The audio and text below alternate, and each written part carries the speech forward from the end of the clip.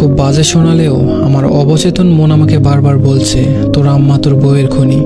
বাড়িতে এসে আম্মার রুমে গেলাম, আম্মার সামনে বসলাম আর আম্মাকে বললাম, আম্মা, আমার ছোট বোনটার কেন যেন সিজার করেছিল ডাক্তার। আম্মা পানের বক্সটা খুলতে খুলতে বলল, কেন আবার? পানি ভাঙার ডর আছিল, ডাক্তারই তো কইল করতে, আল্লাহ বাঁচাইছে, সময় মতো করা গেছে। আম্মার উত্তরে আমার কলিজায় আগুন জ্বলে গেল। যেটা নিজের মেয়ের বেলায় ভাবতে পেরেছে সেটা রিনের বেলায় পারল না। একজন নারী হয়ে অন্য নারীর প্রতি এতটা অবহেলা। কোনো মতে ধৈর্য ধরে বললাম, আম্মা, আমি কি আপনারে কখনো কষ্ট দিছি, ভালোবাসা কম দিছি? আম্মা এবার একটু অবাক হয়ে বলল, কেন বাজান, কি হয়েছে? এডি কুসকেরে। আমি আম্মার হাত ধরে বললাম, আম্মা, আমি আপনারে এত ভালোবাসি, তাই জানতে চাই আমার দ্বারা আপনি কষ্ট পাইছেন কিনা। আম্মা আমার মাথায় হাত বুলিয়ে বলল, তুই আমার সোনার টুকরা ছেলে, তোর মতো ছেলে যেন আল্লাহ সবার ঘরে ঘরে দেয়। আমি আম্মার আর একটু কাছে গিয়ে বললাম, আম্মা, রিনিকে তো আপনি রেহানা দুজনেই পছন্দ করে এনেছিলেন, তাহলে ওর সাথে এমন কেন করছেন আম্মা? ওরে ফোনে কথা বলতে দেখলে এত ডাকাডাকি করতেন কেন বলেন তো? 8 মাসের পথই মানুষটারে দিয়ে কেন ভারী কাজ করাইতেন? খাবার কেন কম দিতেন আম্মা? আমি কি টাকা কম দিতাম? লাগলে আমারে বলতেন, আমি না খাইয়া টাকা দিতাম। আমি যে আল্লাহর ভরসায় আপনার কাছে আমার বউরে রেখে গিয়েছিলাম, আপনি আপনার বিবাহিত মেয়ের দেখভাল করলেন, যে শ্বশুর বাড়িতে না নিজের মায়ের কাছে থাকে বেশি। কিন্তু আমার এতিম বউটারে দেখলেন না আম্মা, কাজের লোকের মতো তারে দিয়ে খাটাইছেন। আগে না হয় নিজের ইচ্ছাই করতো, কিন্তু যখন শরীর খারাপ হইল তখন কেন জোর করে করালেন আম্মা? আম্মা আমার হাত ছেড়ে দিয়ে চিৎকার করে বলল, মরার আগে এমন মিথ্যা কথা কইয়া গেছে আমার নামে, আল্লাহ আমারে তুমি উঠাই নাও, তুমি বিচার করো, কবরে আগুন জ্বলবো। আম্মার চিৎকারে বোনের ভাতিজিও ছুটে এলো। আমি বোনের দিকে তাকিয়ে বললাম, তোর সিজারের টাকা কে দিয়েছিল? আমি। তোরে অনার্স পাস কে করাইছে? আমি। তোর জামাইয়ের আবদার কে মেটাই? তোর সংসার কয়দিন পর পর কার টাকায় জোড়া লাগে? আমার টাকায়। তাহলে আমার সংসারটা ভাঙলি কেন বলতে পারবি? বোন আমার হুঙ্কার ছেড়ে বলল, ও তুমি আমাকে বিচার করতে দেশে আইছো? তোমার বউ যে এত কুটটা আগে বুঝিনি, এত মিথ্যুক, ছি। আমি কিছুটা রেগে গিয়ে বললাম, মিথ্যুক তো তোরা, যত রকমের অমানসিক নির্যাতন করেছিস, এমনকি তুই তার গায়ে 2 দিন হাত তুলেছিস। আমার আম্মা সেটাকে আবার সঠিক রায় দিয়েছে, অথচ সে আমাকে কিছু বলল না। বোন এবার মস্করার সুরে বলল, ও তোমার ভালো বউ কিছু বলে নাই, তাহলে এগুলো এখন তোমার বউয়ের ভূত এসে বলে গেছে। ইচ্ছা হলো চর মেরে ওর দাঁতগুলা ভেঙে দেই। ওর বাচ্চাটা সামনে দাঁড়ানো, তাই নেহাত ছেড়ে দিলাম। রাগে কিরমির করতে করতে বললাম, নিজে না পড়ে তোকে পড়িয়েছি। তোর উচিত তোর জামাইয়ের অতিরিক্ত চাহিদায় নিজে ইনকাম করে মেটানো, যেহেতু নিজের পছন্দেই বিয়ে করেছিস। রেহানা বিলাপের সুরে বলল, নিজের আপন ভাই বোনকে এমন খোঁটা দিতে পারলো পরের বাড়ির মেয়ের জন্য? এমন দিনও আসলো আমার জীবনে। আমি আম্মাকে বললাম, আম্মা, আমি তো সিজারের জন্য টাকা দিয়েছিলাম আলাদা করে, তাহলে আপনি করাইতে চান নাই কেন? আপনারা রেহানার এত আপত্তি থাকার কি আর কোনো কারণ ছিল? আম্মা জোর গলায় বলল, কে কইছে আমরা করাই নাই? ডাক্তাররে আমরা কইছি টাকা যা লাগে লাগুক, অপারেশন করান। হেরা না করিলে আমরা কি করবো? হুদাই মিশা দোষ দিবি না। আম্মার সহজ সরল মিথ্যা আমার কাছে বিষের মতো লাগছে।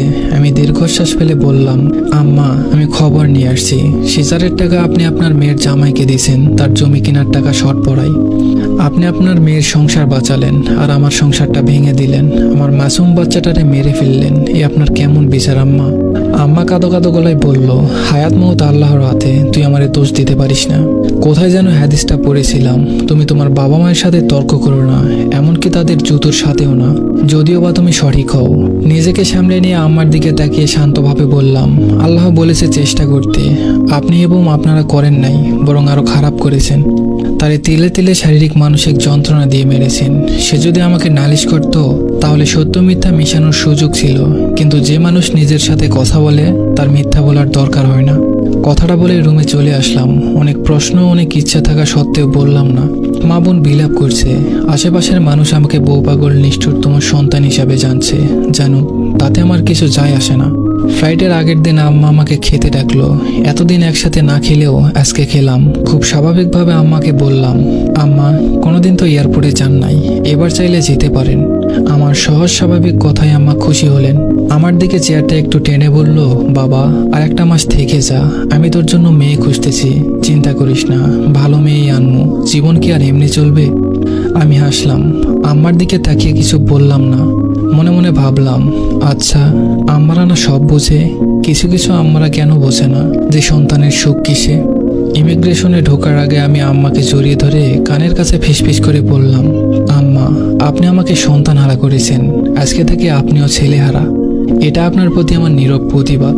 আম্মা, আপনাকে যদি আমার বুকের ভেতরের কষ্টটা দেখাতে পারতাম তাহলে আপনি বুঝতেন আপনার কলিজার টুকরা ছেলেকে নিজের হাতে কতটা কষ্টের সাগরে ফেলে দিয়েছেন। আম্মা আটকে উঠলেন, আমার হাত শক্ত করে ধরে বললেন, কি বললি তুই? আমি আম্মার হাত ছেড়ে দিয়ে বোনকে উদ্দেশ্য করে বললাম, যদি দেখিস কখনো টাকা পয়সা পাঠানো বন্ধ হয়ে গেছে, বুঝবি তোর ভাই মারা গেছে। ততদিন আম্মা বেঁচে থাকলে আশা করি তুই তার দেখভাল করবি, এছাড়া তোদের টাকার কথা ভাবতে হবে না কখনো। দুকদম হেঁটেই পিছনে ফিরে তাকালাম। আমার প্রিয় আম্মা আমার জন্মদাত্রী হাউমাউ করে কাঁদছেন। পিছনে ফিরে গেলাম আবার। আম্মার দুহাতে চুমু খেয়ে বললাম, আম্মা, আমি আপনার থেকেও হতভাগা। আপনার সন্তান আপনার থেকে হারিয়ে গেলেও আপনাকে ভালোবাসবে, আর আমার সন্তান আমাকে চেনার আগে শোয়ার আগেই আমার থেকে হারিয়ে গেছে। আম্মা চিৎকার করে মাটিতে বসে পড়লেন। আমি যথাসম্ভব দ্রুত হাঁটতে লাগলাম। আর পিছনে ফিরে তাকানো যাবে না, পিছুটান বড্ড খারাপ জিনিস। ফ্লাইটে উঠে প্লেলিস্ট খুঁজে পুরনো গানটা খুঁজে বের করলাম, সময় উপযোগী গান। ছোটবেলায় আব্বা রেডিওতে একটা গান খুব বাজাতো, শিল্পী ইব্রাহিমের গান। বড় হয়ে ইউটিউবে খুঁজে বের করেছি। আমি গা এলিয়ে দিয়ে চোখ বুঝলাম, অল্প ভলিউমও বাজছে। আমার ভালোবাসা তোমার প্রতি রইল, চোখের আড়ালে চলে গেলেও আমি মনে রাঙিনাই রইব। আমার ভালোবাসা তোমার প্রতি রইল। চোখ বুজে আমি আমার রেনিকে দেখতে পাই। খিলখিল করে হাসতে থাকা মেয়েটা আজকে হাসছে না, তার দু চোখ ভরা অভিমান, ভালোবাসার দৌড়ে পিছিয়ে থাকার অভিমান। এ অভিমান ভাঙাবো কেমনে? ধন্যবাদ সবাইকে।